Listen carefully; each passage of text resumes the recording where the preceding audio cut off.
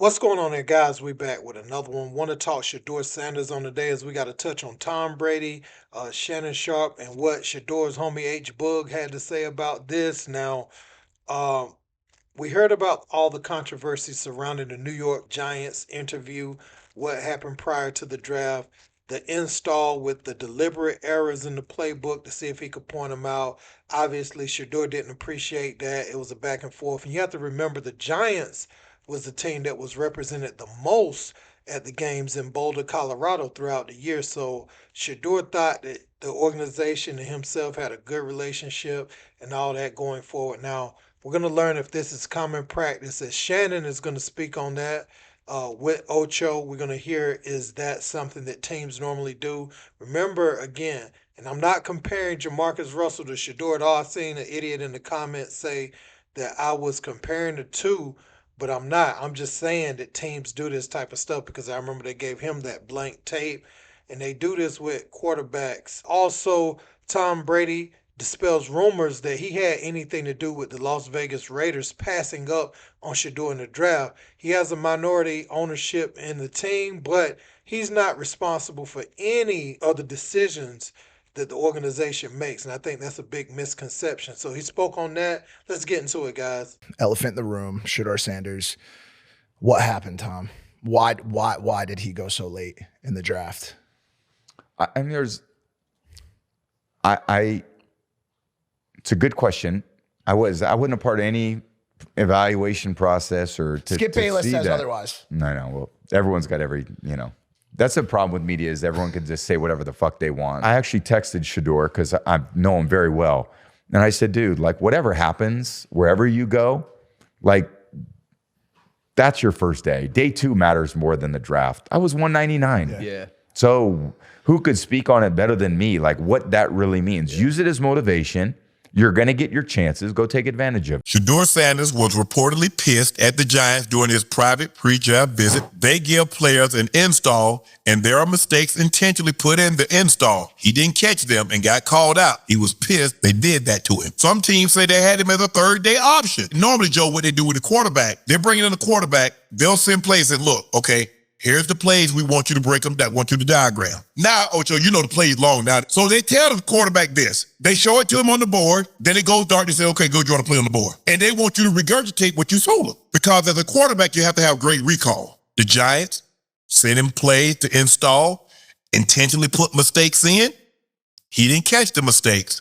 They told him. He got upset that they didn't tell him. Teams have to do their just due when it comes to these meetings, these interviews. There are a lot of people, Unc, that play the game of football that can go into these meetings and these interviews and ace them.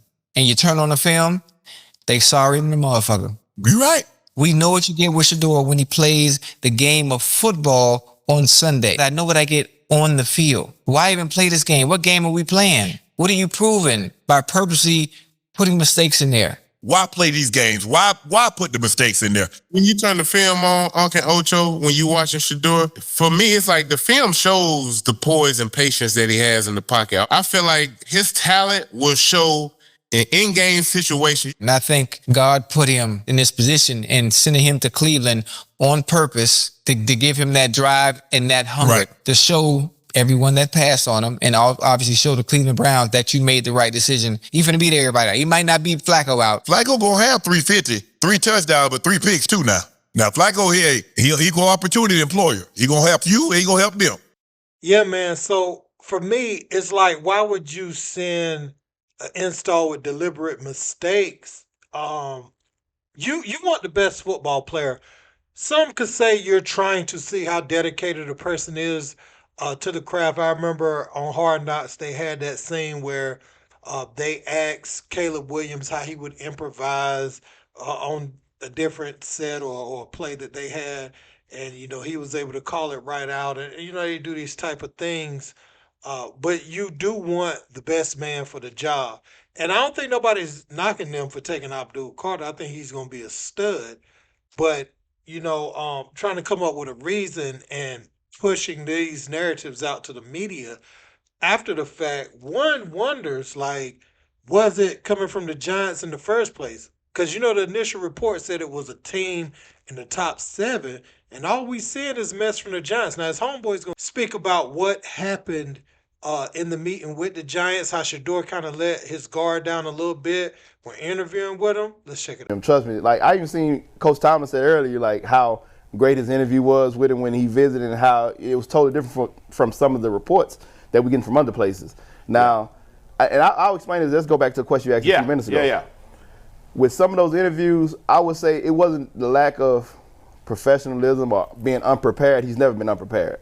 I think it was more so of a young kid getting comfortable and building a relationship with someone and probably trusting them a little too much, and going into a room with his guard down, not understand like, man, this a job interview still, and they trying to pick you apart.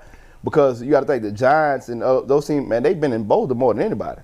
They've been there so much that almost to the point where he feel like, man, oh, we good. They have certain conversations off camera. That's like, a good point. Man, it's Right. so now when I go in that room, it's these my people. Yeah, we good. I never thought about it that. I never like if I'm like that's not the first time they ever met. And I'm going back and forth. They've been there 2 years since I was junior. Yeah. We done talked, laughed, and joked about stuff. You told me I'm your guy. Yeah, and then it's kind of like, but like you said, that's how it is in interviews. You got to remember at all times. Yeah, so guys, I think Boogie, who's the head of Shedeur's media team, I think he has a great point, speaking about that. And it was a job interview. Obviously, these teams, when they speak with you, the potential of drafting you and having you on the roster, they're going to sell you on the prettiest vision that makes you interested in being a part of the organization. But you have to remember that they're probably telling 5 or 6 other people minimum the same thing they're telling you. And I'm talking about just from a standpoint that they had the number 2 draft pick. You're selling whoever you take with that pick as being a key piece, key cornerstone for the foreseeable future for your franchise. And they had been to Boulder. They'd had several conversations. And so Shedeur, again, when they put the install in there, just show them what you know. You know what I'm saying? But I know that it ended up going left. However, when I wasn't in the room, I don't know exactly what happened between him and Brian Dayball, so I can only speculate from that. But don't let them see you sweat. Don't let them, even if you didn't like that, that'll be in the back of your mind. Just it's something to watch. But you've learned too that just because somebody says something prior to you getting selected in the draft, and all things seem to point a certain way, the business will teach you something very quick. And it's always humbling in a way. And I ain't talking about humbling like just to bring them back down. It's just humbling from a standpoint that you see how fast things can change. You could see who they really like, which was Abdul Carter. That's who they liked at that pick, no matter what they've told you. And the fact of the matter is all of the teams passed over you a few times before you went to the Browns. However, you've landed in the QB room. Joe Flacco, like Shannon said, 38 years old. Uh, he's not the quarterback of the future. Deshaun Watson, won't play. So you're really battling Kenny Pickett, Dylan Gabriel, you know, and yourself.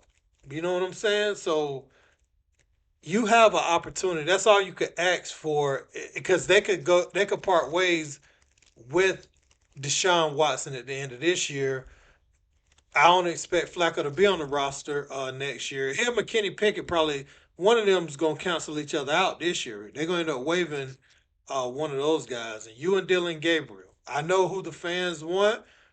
And Shedeur, man, you in the QB room that you can come out week 3, week 4, potentially. I know they only have 3 preseason games now, so you won't have as much time to show what you can do. But when you get out there in that time, whatever time you get in the preseason, show them what you can do. Um, Everybody's rooting for you right now. Been happy to see you getting on them heels, getting some good throws in, and really just, working on your craft. Shedeur's went kind of silent. I haven't really seen as much from him lately. And they woke up a monster, I feel like, because I think maybe there was a point where people kind of started underrating Shedeur Sanders a little bit. You know what I'm saying? Like he went from being talked about, they had him as potential number one pick to, then they just started a whole campaign about how he can't do this, he can't do that. They started to underrate some of the things that Shedeur Sanders can do, and I think you know that's gonna be good. That's gonna go a long way for him in his career. I think he's gonna capitalize on this, and we're gonna see, man. Let me know what you guys think in the comments. Don't forget to like, share, and subscribe. Till next time, peace.